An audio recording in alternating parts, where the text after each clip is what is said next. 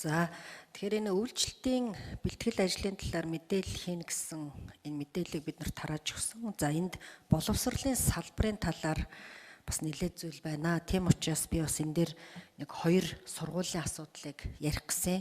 За энэ бол өөрөө маш ноцтой хэмжээнд хүрчээд байгаа. Баянгол дүүргийн сэтгэмж сургууль 640 хүүхдээ өргөтгөл. За Эрдмийн өргөө бас 640 хүүхдээ өргөтгөл байж байгаа. Бүр хоёулаа 2018 онд эхэлсэн. Гэтэл нэгэн дээр 1.5, нэгэн дээр нь 2 тэрбум төгрөг ерөнхийдөө санхүүжилт дутуу байхад 21 онд хоёулын дээр нь 50-50 сая төгрөг тавьсан байх юм. Энд ч бас арай ингэж бас болохгүй шүү дээ. Ямар дээр нь хэдэн тэрбумаар нь тавьд, ямар дээр нь 50-50 сая тавьд юм бэ? Өнөөдөр хүмүүс нь гадаа тэнд бүр суулт зарлцсан эцэг эхчүүд нь бид маргааш содоо сайтыг боловсролын сайттайг нь хамт очиод нэг уулзвал та нар байдлыг ойлгоно.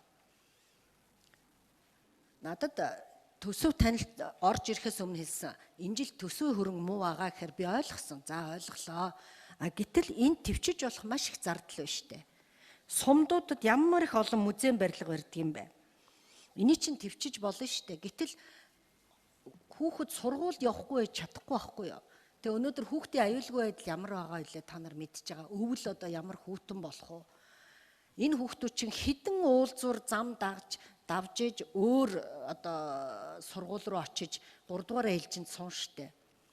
Ийм асуудлыг бол шийдэж өгөөч гэж би бүр хичээнгүлэн гуйж байна.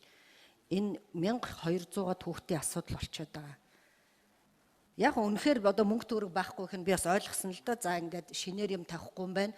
Хуучин барилгууд дуусах уу гэхээр дууснаа гэхээр нь би эднэр ерөнхийдөө дуусаад ороод ирэх юм бах гэж утсан. Гэтэл энэ дээр бол тэр юун дээр байгалийн түүхийн музей 20 тэрбум төгрөг.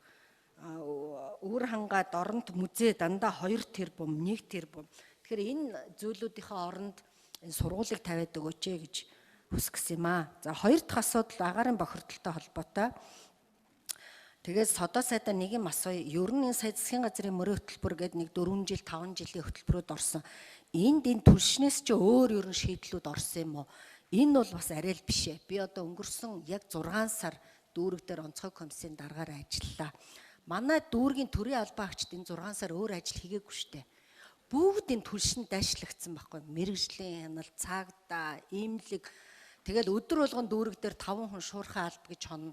Ерөөсөө 6 сар бол энэ түлшин дээр бүгд ажилласан.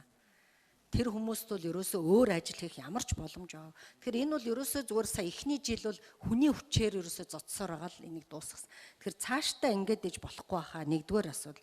Хоёрдугаар асуудал хүрэлцээ муу байна. Энэ жил нэг айлд нэг удаа өгтөө 6 шуудаа л өгдөг. Тэгэхээр ерөөсөө энэ бол хүрдэггүй байхгүй юу? Тэгэхээр та бодоод үзтээ хэрэгцээнээсээ 6 дахин бага хангалт хийж байгаа. Тэгэхээр хэрэгцээнээсээ 6 дахин бага хангалт хийнэ гэдэг чинь энэ айл 6 дахин илүү хүүтэн нөхцөлд амьдарч байна л гэсэн үг. Тэгэхээр энэ дээр онцгой анхаарах хэрэгтэй байна. Дээрээс нь маш их хортой толгоо өвддөг хүмүүс ингээд за дээрээс нь түрүүн тортог өвн төр гэдээ ярьлаа. Тэр үл дийлдэшгүй. Тэгэхээр энийг нэг жоохон өөрчлөх юм ажлууд хийж байгаа мó. За хогны асуудал бүр дийлдэхээс. Нэг шуудаа түлхэхэд 2 шуудаа үнс. За ийм учраас энэ дээр бол бас маш хүнд нөхцөл гарсан. За нэг энэ өвлийн байдлыг харахад бол нэг бас айхтар асуудал юу гэхээр урдчилж төлсөн хүмүүст нөгөө нүүрс өгнө гэж байгаа тийм үү. За тэгэхээр өмнө нь бол яг өөр авлага үүссэн би тэрийг ойлголоо. Гэхдээ урдчил төлж авах хүмүүс байхгүй болчиход байна. Би сая дүүргийнхаа хүмүүстэй ярьлаа. Тэгэхээр хүмүүс за энийг авахын тулд хаанаас зээл авах вэ гэж зээл хөцөлтөөд за энэ жил бол ерөөсөө энэ цэг мэгэ ажиллуулахаа болидөө бид нар урд нь зээлээр авахд арайгч ажиллаж байсан юм чи одоо бол энэ бид нар авч чадахгүй байна ерөөсөө. Тэгэхээр энэ цэг бол маш цөөхөн байдаг. Тэгэхээр бидний өөрөг бол иргэд даарахгүй үйлчих ёстой. Даарна гэдэг чинь маш их өвчин зовлон тусан. За хүмүүс нэг халуурахад л нөгөө ковидтойгоо холдоод ийм хэцүү байдал үүснэ. Тэгэхээр энэ 6 дахин бага хэрэгцээгээр нь хангаж байгаа асуудлыг яаж шийдэх юм бэ гэдгийг хэлж өгнө.